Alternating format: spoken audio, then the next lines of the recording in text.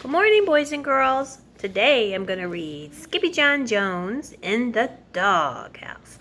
I love this book. It's one of my favorites. I know, I say that a lot. But I love books. I can't help it. So this is the front, and this is the back, and this is the spine.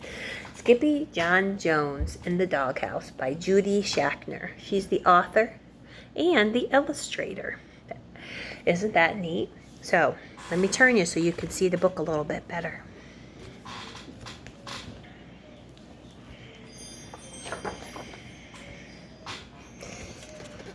I'm sorry if I read this before. I think I read a different Skippy John Jones books. But, let's get started. Between the hours of 1 p.m. and 3 p.m., Skippy John Jones created his finest piece of artwork ever.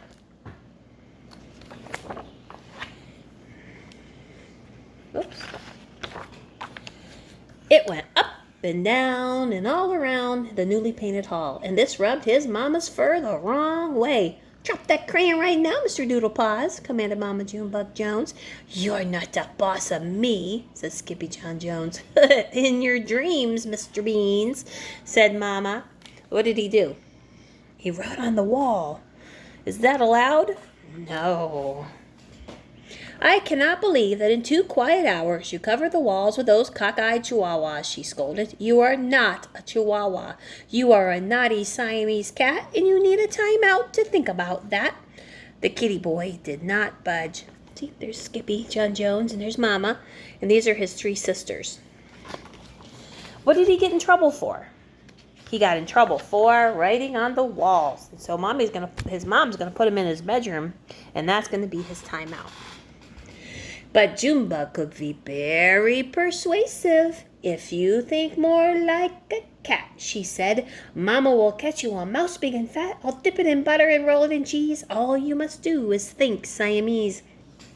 And stay out of your closet or you'll really be in the doghouse," she added, putting him into his room. In fact, Skippy John Jones was thinking before Mama Junebug Jones even laughed. He was thinking of bouncing. "Doghouse," repeated Skippy John Jones, beginning to bounce. First he bounced high, and then he bounced low, pointing his rear to the chair down below. "Everyone knows from my big ears to my toes, I am not a Siamese cat. I'm Skippy John Jones, a chihuahua to my bones, and that's what I think about that." So what kind of animal is Skippy John Jones? He is a Siamese cat. But he thinks he's a chihuahua because he has those big ears. But he missed the chair and went careening into a pile of stuffed animals. "Holy jalapeno!" exclaimed Skippy John Jones, pulling a little bird from his ear. "The little bird said there is a babalito in the doghouse."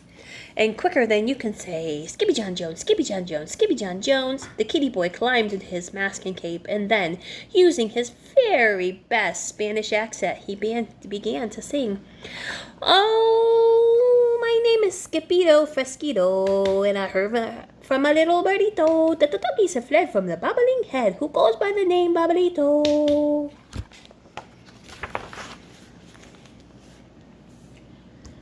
Down the hall, Mama and the girls squeezed together on the couch for a little TV. "Can Skippy John watch Quiz Kitties with us?" asked Chilly Boo. "Not right now," Pigeon Puff answered Mama. "Skipperdoodle has some serious Siamese thinking to do." But Skippy John Jones was not thinking Siamese. He was thinking Chihuahua. Quiet as a cotton ball, Skippito rolled into his closet, blew past the boulder, chugged up the hill, and arrived alongside a shack perched 2 bones shy of the end of the world. "Where the heckito am I?" wondered Skippito aloud, and the place boomed with sniffing noses. "Who wants to know?" growled a voice from inside. "It is I, El Skippito Fresquito, the great sword fighter, the great bumblebee eater, the great fly defeater, the great spider biter, the greatest burrito of all," said Skippito. Suddenly a rope cut through the air with a snapito, and it wrapped around his paw. "Whoa," said Skippito as he flew under the curtain and into the shack. You can't see it, but this is a doghouse. And look, and all these little holes Or doggies' noses that are sticking out. Very cute. The house was chock full of chihuahuas. They were cavorting in cupboards and splashing in the sink. They were chilling in ice cubes and melting into drinks. And sitting right in the middle of all the mayhem were his old amigos, Las Chimichangos. Hola, Skippito, Don Diego, the biggest of the small ones, grinned. We have been waiting for you, dude. Right there. That's him. See, Skippito, said Poquito Tito. Yesterday morning we left the house to buy some beans, and at night when we returned, the Babalito was in the Alcázar Perrito. Not in the little doghouse, exclaimed Skippito. Aha, said Poquito Tito. He's a fanatica, and so dramatica, and he bubbles and nods in erotica. He must be a pain in the sciatica, said Skippito. He is a yes man, added Don Diego, and all the doggies nodded. Uh-huh. A jambolito pain, agreed Poquito Tito. And you are just what the doctor ordered. And this made the pochitos feel so good that they all began to sing and dance. First you turn the music way up loud, and then you nod your head up and down, and wag your local tail back and forth to the chimichamba and the cha-cha-cha. Stop it! You are kidding me, dudes, said Skippito. Enough of the monkey business, said Poquito Tito, as he pulled Skippito outside and over to a giant tortilla. Lie down and close your eyes, ordered Poquito Tito. ¿Por qué? asked Skippito nervously. Because, dude, said Poquito Tito, at 5 o'clock, Alberto Crespito will spit the frijoles. Not the beans again, said Skippito. And at Cinco Bells, a chihuahua as old as Montezuma popped out of the holy border. Patooey! And he brought forth 3 beans. It's a 3-beaner, declared the burritos, and they rolled Skippito into a 3-bean burrito. Now you're sure to have good luck.